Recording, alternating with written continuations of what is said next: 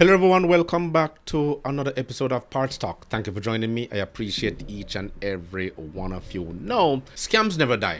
The practice of people trying to swindle one another has been around for thousands of years. From insurance fraud, mail and email scams to investment scams, fraudsters continue to devise schemes, some old, some new, to trick unsuspecting individuals and businesses into divulging sensitive information and their hard-earned money. By now, auto scams has joined the long list of scams, but why do people continue to be scams or continue to be getting scammed? Now, scammers are adept to exploiting human psychology. They prey on emotions such as fear, greed, curiosity, and the desire for a good deal. By creating a sense of urgency or presenting a seemingly unique opportunity, they manipulate their victims into making hasty decisions without thorough scrutiny. So many people are not fully aware of the latest scams or the methods scammers are currently using, and this lack of awareness, very lack of awareness, because we no longer read or look at the fine prints, it leaves them very vulnerable. Well, some of us, not most of us. Scammers continually evolve their tactics and they make it challenging for the average person to keep up with the latest threats. A little bit history about scamming, and it goes all the way back to about 300 BC according to research, when a Greek sea merchant Hegestratus, that's his correct name, forgive me for the pronunciation, and he took out an insurance policy. I actually read up on it, and you can Google it if you want. And this was known as a bottom rate at the time, and this was done on his personal cargo ship. A bottom rate, it allowed merchants to borrow money with the agreement to pay it back with interest. So once they deliver their cargo, they will expect to get that money back. Now, if the loan went unpaid, the merchant's ship and cargo could be repossessed. Well, Hegestratus at the time took out the loan but sank his empty ship to pocket all the loan money. He was a fast thinker, and ultimately though, his plan backfired. The sea merchant was caught in the act of sinking his own ship, and he was chased off the ship, causing him to drown as he attempted to escape. So karma do exist. Hegestratus' attempt, it set a precedent. We're talking about 300 BC. It set a precedent for many insurance scams you have going on today. So that was my opening monologue. So in today's particular video, you know, I do reaction videos to what is going on in today's automotive world, and we will show you exactly how one particular individual was scammed out of his hard-earning cash. But before we deep dive into this feature, if you're new to the channel, please hit that subscribe button and give a thumbs up if you like what you see. Let's get directly into this adventurous and thought-provoking feature. So Yuba City dad, about to have a second child, scored quite the deal on an SUV. Where's his vehicle? Well, he called Curtis to investigate. Yeah, guys, he says he spent 2 weeks negotiating down the price on this SUV with an out-of-state dealership. He now knows that vehicle never existed. This video of a shiny SUV helped convince Dad DeAndre Hobbs to buy the 2021 GMC Yukon Denali. How long have you been searching for a car? We've been searching for about a year. With a 2-year-old and a baby on the way, his growing family needs an SUV. Like many, he turned to Facebook Marketplace, finding this Denali for $52,900, $7,500 cheaper than other places. It was at a dealership in Idaho. They sent him all the vehicle records he requested, and also specific video he wanted of the SUV, including the tires and the engine with it running. After weeks of phone calls and haggling, DeAndre got them down to $47,000. So, he wired off the money. We have no reason. You wired off the money, and that's the number one thing right there. Trust in technology. And with the increase in reliance on technology, people often place undue trust in digital communications and transactions, because everything we're doing is basically online these days, and scammers exploit this trust by using sophisticated techniques to create fake websites, fake emails and messages that appear legitimate. Scammers use the social engineering technique to gain personal information. And by posing as a trusted individual or institution, they trick their victims into revealing sensitive information like passwords, social security numbers, and bank details. Let's continue. To believe them because of, I guess, the show he kind of put on. And the dealer kept changing the delivery date, saying it was a shipping issue. DeAndre grew impatient. So at this point, I drove to the airport. I flew to Idaho, rented a car, drove to the location of where the dealership should be. The dealership was closed.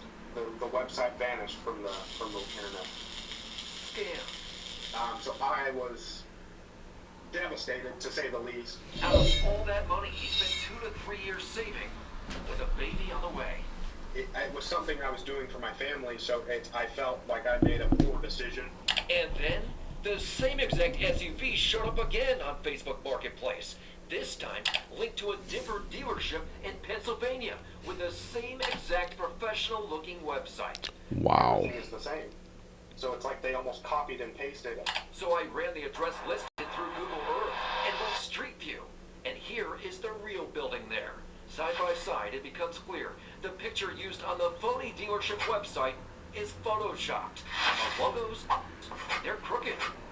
And back. Before he goes into the theme, you're looking at it right there, is that during tough economic times or personal crisis, individuals may be more susceptible to scams because they took what they call emotional psychology to play on their very victim. And the scammers take advantage of people's desperation, offering false hope for quick fixes to financial problems. What he wanted was a quick fix for his family in order to get a SUV to get going. But how do we prevent some of these scams? And is that you have to stay ahead and regularly read up on the latest scams from reputable sources. One such source is the Federal Trade Commission, the FTC, or the Better Business Bureau, BBB. And those are just a couple of them that come to mind. You can read Google reviews, get references, but you have to do your research. And you can participate in community programs or workshops that educate us about certain things that is going on. But with the fast pace of the working environment and the economic crunch we're currently facing, a lot of people tend to forget the important things that will come back to haunt us later on, because we're faced with trying to put food on the table, keeping the roofs over our head, and keeping our family happy, and sometimes ignoring our best interests at heart if you're one that is mostly family oriented. Let's continue. Back on the website, look at the staff section. Our team is spelled our temp. Scammers often aren't great spellers. And what about the so-called CEO Antonio? No last name. I dragged that picture into a Google image search. And guess what? I found him. Are you Antonio? No. How do you say that? He's actually Frank D'Ambrosia, a real estate agent in Rochester, New York. The scammers lifted his photo right off his professional page. And the thing is, I had no idea until you contacted. DeAndre brought his case to his local police department. They basically said it's not worth their time. This individual is no dummy. We brought the case to the FBI's Jimmy Hassani, who says on average people in the Sacramento region give scammers $12 million a month.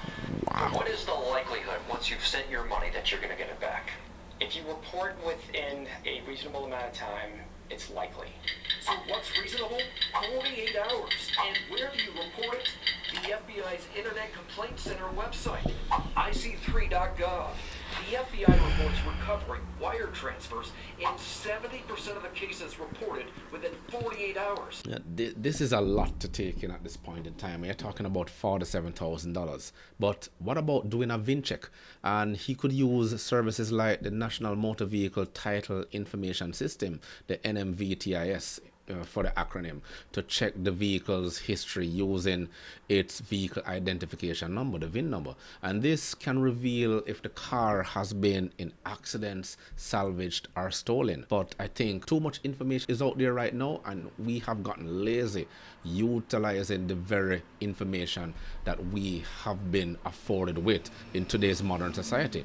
And then he could also request the Carfax It will give you a detailed history of from the original make right down to where the car is today in terms of the service history. How many times has been to the shop, has it ever been into an accident? And last but not least, the most important thing is find a mechanic. Never ever buy a used car without a mechanic inspection. Always get a used car inspected by a trusted mechanic before purchasing. That is the number one rule in my estimation, or a good friend who actually knows about car, and they can identify hidden issues that may not be apparent to the buyer, and we have to also check the title. How about that? Verify the title through your local Department of Motor Vehicle, which is the DMV, and to ensure it's not branded with salvage or a rebuild. The big important thing right now, and you're looking at this, over $12 million given to fraudsters. Avoid cash transactions. Use secure payments, like you can use a bank draft or a credit card, which offer more protection and recourse in the event of a fraud. For much larger transactions such as this one, $47,000, I keep repeating it, consider using a reputable escrow service that holds the payment until all the condition of sales have been met. How is he going to recover that $47,000? No one knows. And it's easy, especially it's not $47,000 is generally not easy, especially especially for someone in the working class, a husband, a father, a worker. That's why we still need to use trusted, reliable, and reputable dealerships. A lot of people, they hate going to the dealership, but in some cases, brick and mortar is still the best place to transact and make large transactions. I think we're in the situation right now where I think we're going to be utilizing even Uber to rent out our brains. I think that's next because we're definitely not using it. Let's finish up this video. But it's a deadline DeAndre did not meet. Hopefully one day they get caught. His newborn is now here, but DeAndre and his wife are now working to come up with the money to buy that family SUV. I've tried to reflect on it and say, okay, it's just money. We have a roof over our head, things like that, but it's devastating. A lot of car dealerships are now showing up online, and I personally would never buy a vehicle unless I saw it in person first. By the way, Frank in upstate New York says he was also contacted by somebody in Canada.